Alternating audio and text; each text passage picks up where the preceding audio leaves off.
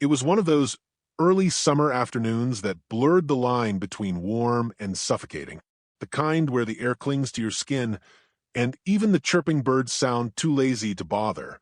I had my earbuds in, half listening to some playlist I didn't remember starting, walking the cracked sidewalk that led to Nathan's house, or more specifically to his older brother's place next door.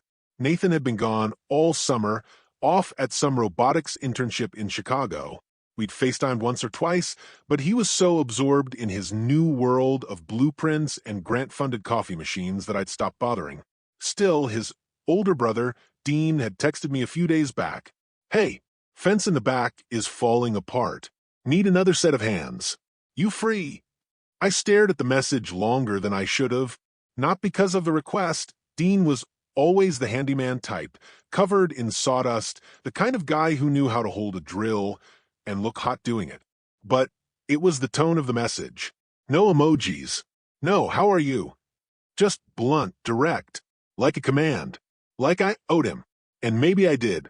Dean was 5 years older than Nathan and me, which meant he'd graduated long ago, did a stint in the military, then came back with tattoos and a cigarette habit and eyes that never looked at you, only through you.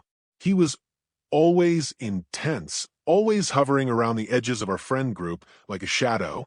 The moment I reached his driveway, I felt that heaviness in the air, not just from the heat, but something else. The house looked the same, weathered white siding, a porch swing that creaked even when no one was on it. But the front door was wide open, like it was expecting me. "Yo," I called in, knocking lightly. "Dean." No answer.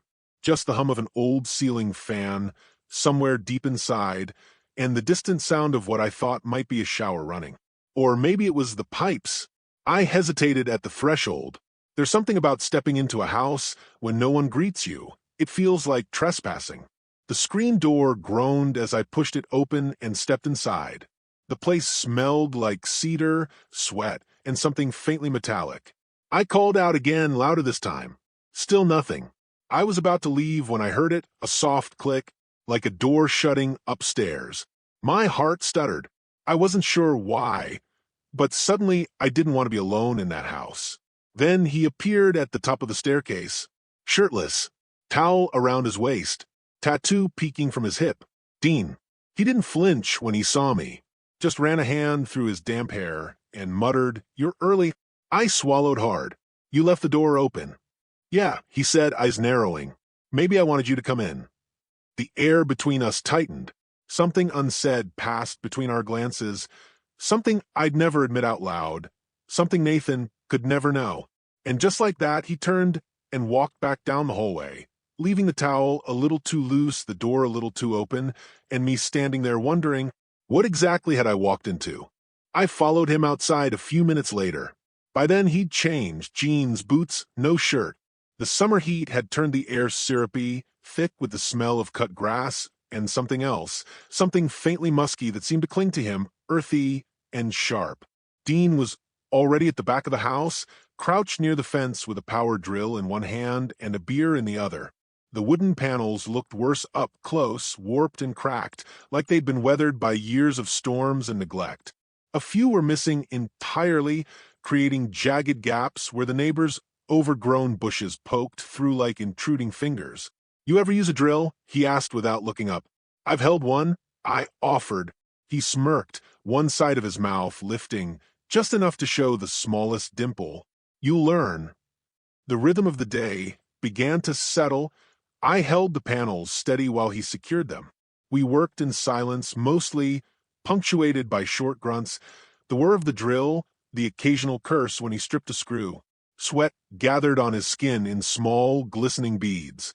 His tattoos, dark, bold lines across his chest and shoulder, moved with every twist of his body. I tried not to stare, but I did. Of course I did. Dean wasn't like the boys I'd gone to school with. He wasn't soft or unsure. He had the kind of presence that filled a room, even when he said nothing, and I hated that I noticed. Hated how I remembered the way he once looked at me when I came out to Nathan at 15, not with surprise or disgust, but with something that lingered, something that burned. "You all right?" he asked suddenly, snapping me out of it. I blinked. Yeah, why? You keep looking at me like I've grown a second head. I started, then caught myself. He was grinning now, amused. I'm just messing with you.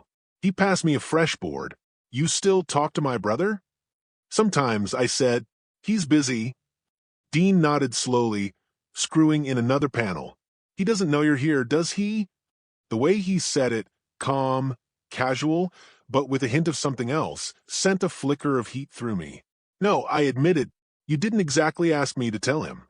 He didn't respond at first, just drilled another screw into the fence, then stood back, stretching, his back arched slightly, spine cracking as he rolled his shoulders. Some things are better kept quiet. Why? I asked, softer than I intended. Dean turned and looked at me for a long time, long enough that I felt the weight of it pressed down on my chest. You ever keep a secret so long you forgot what the truth sounded like? I didn't answer. I didn't need to. Something passed between us in that moment, not quite understanding, but recognition. A shared silence that said more than words could. We kept working until the sun began to slide behind the treetops, turning the backyard gold and rust. The cicadas started their evening buzz, a low, vibrating hum that seemed to settle in my bones. I didn't want the day to end. I didn't want to leave. I've got beers in the garage, Dean said suddenly. You want one? I don't drink, I said. You do now. I followed him to the side door that led into the garage, dimly lit, filled with tools, shelves of old paint cans, and the distinct damp smell of oil and earth. He pulled 2 bottles from a dusty mini-fridge and popped the caps with a flick of his wrist. We sat on an overturned crate and a battered lawn chair, side by side, drinking in silence. His leg brushed mine once. He didn't move. Neither did I. You ever think about leaving? He asked after a long while. Leaving where? Here. This town. This whole small life bullshit. All the time, I said. What stops you? I hesitated. I don't know. Fear, I guess. Or maybe I just don't know where I'd go. He nodded, taking a swig from the bottle. I left once. Thought I'd never come back. But something always pulls you back. Family. Obligation. Guilt. Do you regret it? Coming back? Yeah. Dean looked at me again, really looked, and for a moment he seemed like someone else entirely. Tired. Wounded. Every goddamn day. The silence stretched. Then he asked, You ever kissed a man? I almost choked on my drink. I turned to him, my pulse suddenly deafening. What? He shrugged, staring straight ahead, like he hadn't just dropped a live grenade between us. Just curious. Yeah, once. Maybe twice. Did you like it? The air grew impossibly still. I swallowed. Yeah, I did. Dean didn't say anything, just nodded, slowly, like he was logging away the information. The question lingered in the space between us like smoke, heavy, inescapable. Then, softly, he said, I think about it sometimes. My mouth went dry. About kissing a guy? No, he said, then turned to meet my eyes. About kissing you. The room seemed to tilt. I couldn't tell if I'd misheard or if I was finally hearing what had always been unsaid. My thoughts scattered like marbles on a tile floor. He leaned forward, placing the empty bottle on the concrete between us.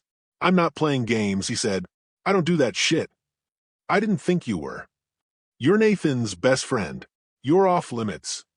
But you're still thinking about it, I whispered. He didn't deny it. The tension stretched so tight, I thought something would snap.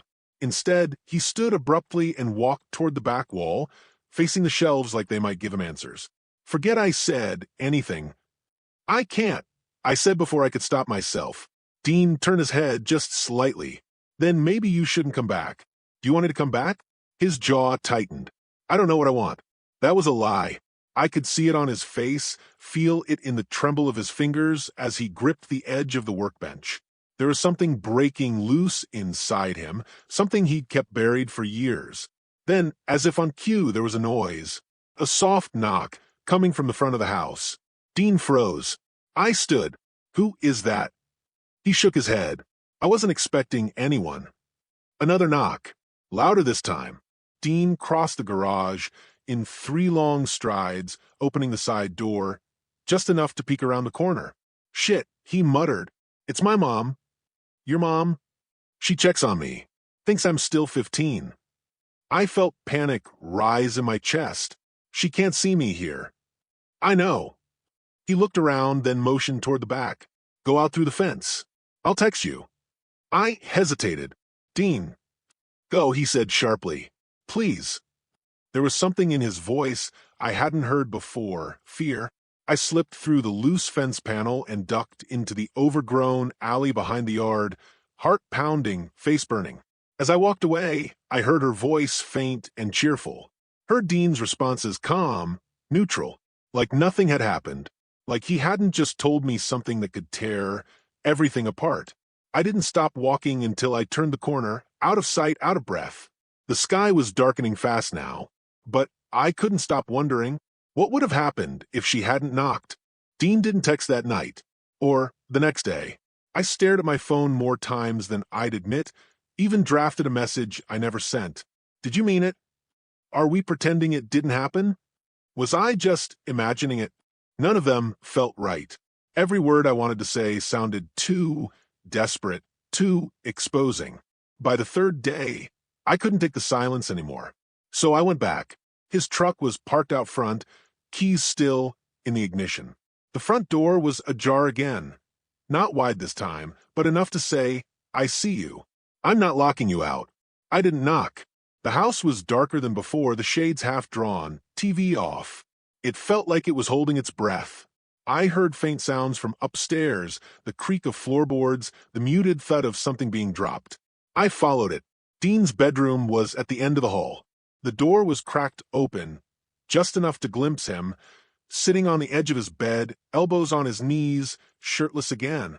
His hair was damp like he'd just showered. Or maybe he hadn't slept. I tapped lightly. He didn't flinch. "You're back," he said without turning. "You didn't text." I didn't know what to say. He looked up slowly, like it cost him something. His eyes were rimmed red, not from crying, I didn't think Dean cried, but from the weight of holding something in too long. "I shouldn't have said what I said," he continued. "You're just a kid. My brother's friend. That was out of line." I stepped into the room. "I'm not a kid." He exhaled, bitter and hollow. "No, but you're not mine either." We sat in silence for a while. The kind that doesn't feel peaceful, more like standing on a frozen lake, waiting for the crack. "I haven't touched anyone in over a year," he said finally. "Haven't let anyone touch me either. Can't even look at someone too long without wondering what it means." I didn't know what to say, so I sat down next to him, close enough to feel the warmth from his skin, the electricity in the air. "You think I haven't thought about this?" I whispered. Dean turned to face me. "And what exactly is this?" I hesitated. He leaned closer, just slightly. "Is it just curiosity? Something you'll look back on and laugh about in 10 years? "No," I said. "It's not." His jaw tightened. He looked away. "You kissed anyone since you came back?" I asked. "No. Do you want to?" That did it. He looked at me like I'd taken the air out of his lungs. And then, slowly, carefully, he reached out and brushed his fingers along my jaw, hesitant, reverent, like he wasn't sure if he was allowed. "Tell me to stop," he said. I didn't. Our mouths met in a kiss that wasn't soft or shy. It was hungry, starved. His hands were rough against my skin, pulling me closer like he'd been waiting for this longer than he'd ever admit. The heat between us built fast, almost desperate. But then he pulled back, suddenly, violently, like he'd touched a live wire. "Shit," he whispered, standing, pacing the room. "This isn't right." It felt right. "Don't," he said, holding up a hand. "Don't say that." "Why?" "Because I want to believe you, and I can't afford to." He turned away, breathing hard, fists clenched. I watched his back, the curve of his spine, the tattooed wings spreading across his shoulders like something trying to escape. "You think I haven't wanted this?" he said, voice raw. "You think I didn't watch you grow up and hate myself for what I felt? You think I don't hear Nathan's voice in my head every time I look at you?" His words hit like stones. "I didn't come here to ruin anything," I said quietly. He laughed, bitter. You didn't ruin anything. It was already ruined. You just lit the match. I stepped forward, slowly, deliberately, then let it burn.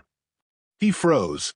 I reached for him, and this time when our lips met, he didn't pull away. He melted into it. The tension in his body softened, but his breath stayed, uneven, like he was still battling some invisible war inside himself. The kiss deepened.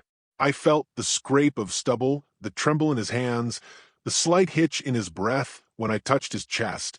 We sank back onto the bed, half drunk on each other, the world narrowing to the taste of his mouth, the scent of his skin, the weight of finally giving in.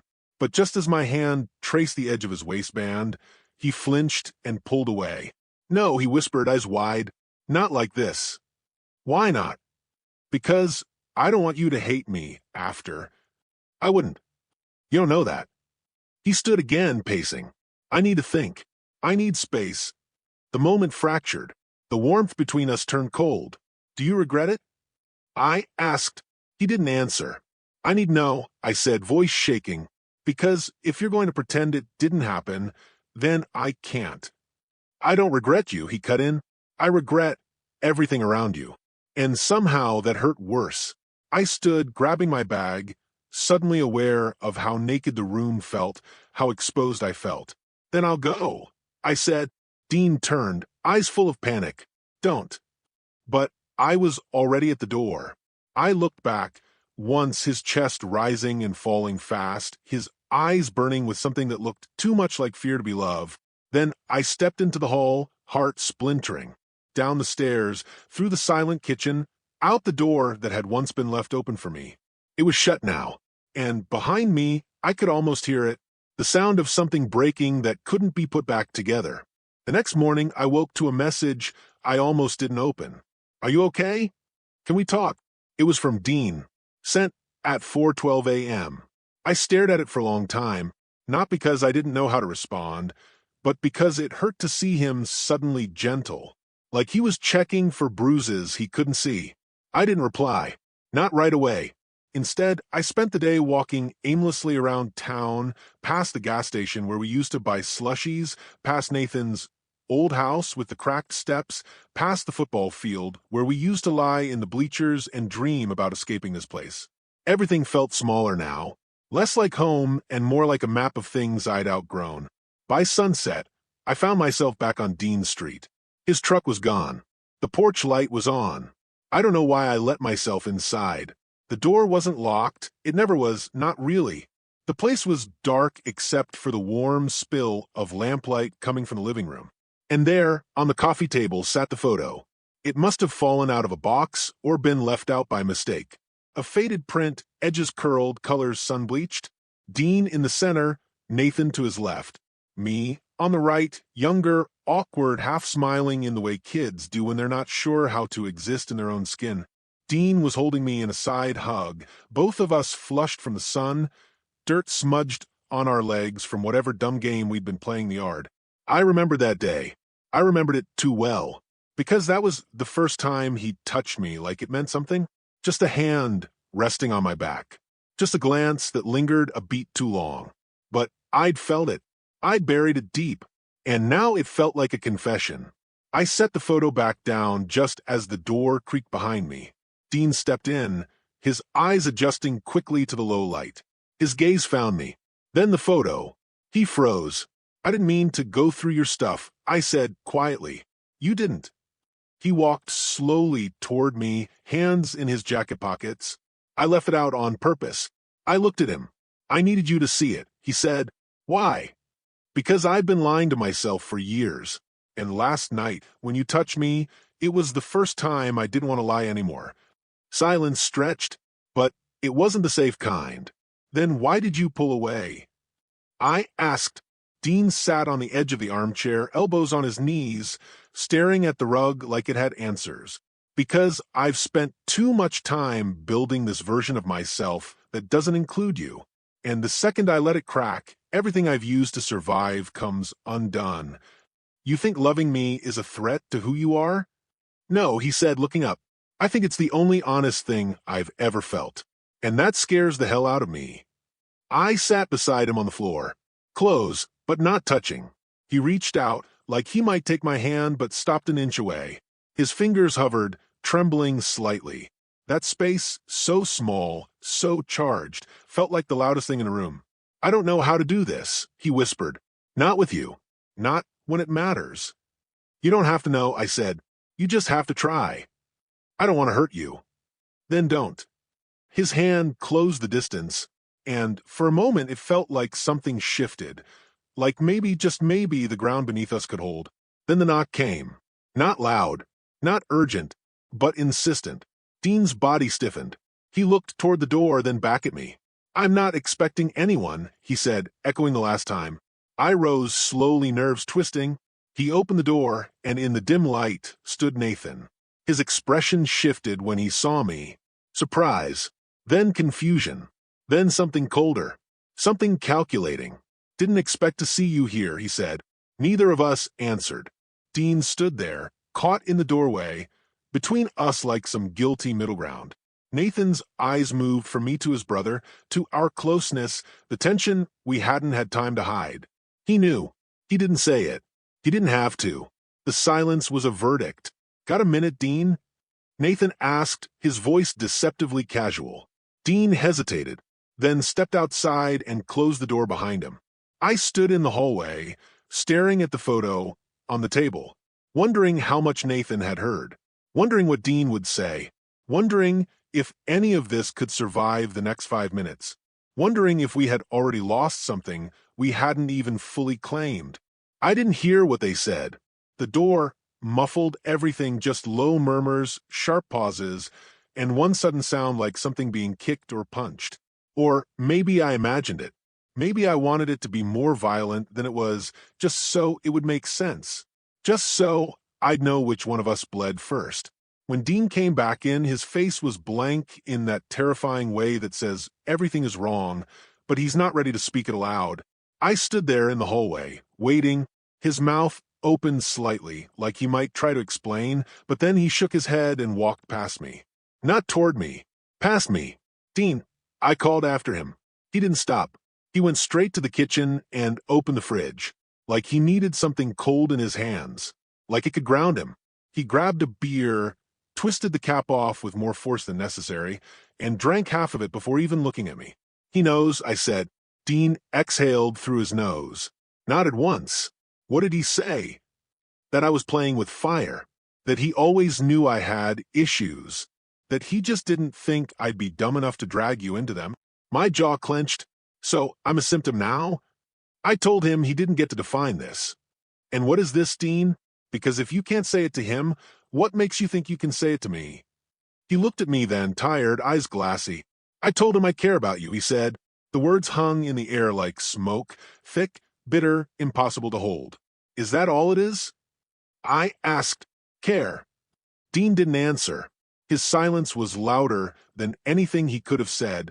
I nodded slowly. Got it. I turned toward the door. My body moved on instinct, like it had been preparing for this moment since the first time we met. An exit wound, dressed up as closure. You always run, he said behind me. I froze. You always give me a reason to. Another silence. This one hurt. He took a step forward. I want to stop pretending I don't want you here, but I don't know if I can give you what you want, what you need. I'm not asking for a future, I said. I'm just asking for honesty. He moved closer. I could feel the tension in the air shift again, like we were dancing on a wire, too far in to turn back, too scared to jump. Then here it is, he said, voice low. I want you. I've wanted you. And it's fucked up and wrong and everything Nathan warned me about, but when I'm near you, I feel something that makes the rest of the noise go quiet. I turned to face him, and for once, there was nothing between us but breath. But I whispered. His jaw clenched. But I don't trust myself not to destroy it. I reached for him anyway, and this time he didn't pull away. We stood there, pressed together, heartbeat to heartbeat, in a moment too fragile to name. But just as his lips grazed mine, my phone buzzed. I glanced at it, and everything in me went cold. One new voicemail. From Nathan. Dean saw it too. Neither of us moved. Neither of us spoke. And I suddenly understood. This wasn't just about us anymore.